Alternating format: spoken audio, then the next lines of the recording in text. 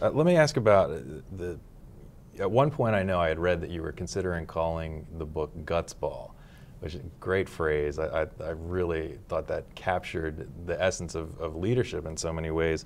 But I wanted to ask you, from a personal leadership standpoint, tell me about those moments where you're playing Gutsball and it doesn't work out the way that you anticipated. How do you recover from that? How do you go about continuing to have the courage to go and out there and play it again? Well, just to make sure, I mean, Gutsball, I'm not even sure is a word. But it's one that I use all the time. And because I'm not sure it's a word, I created a definition for it. And there are two parts to the definition. One is the ability to set aside apprehension or anxiety and rise to the occasion.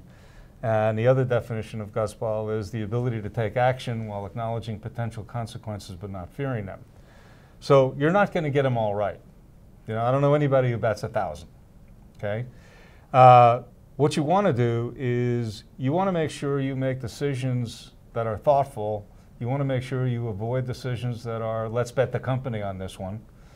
And in fact, one of my favorite business authors, Jim Collins, says, fire bullets before you start firing cannonballs. So if you practice that, if you pilot things, if you test things, you know, you're more likely to be right over time than you are wrong. That said, you're not always in perfect control of the information. You're not always in perfect control of the deadline. Sometimes you just have to rely on your experience and your judgment and your confidence and line it up and take your best shot. And if it doesn't work, if you've been firing bullets and not cannonballs and you haven't played Let's Bet the Company, you're likely not to suffer an egregious problem. You're likely to end up, even if you're wrong, with something that's manageable over some period of time. And I think that's the idea.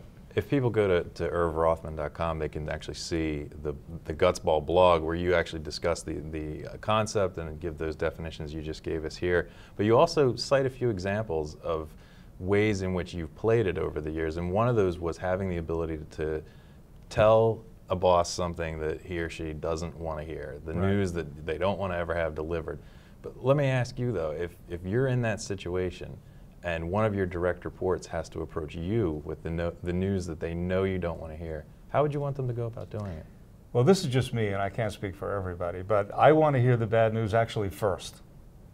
Just give it to me straight, make sure it's fact-based, and it would be helpful and preferable if when you give me the bad news, you also suggest a remedy.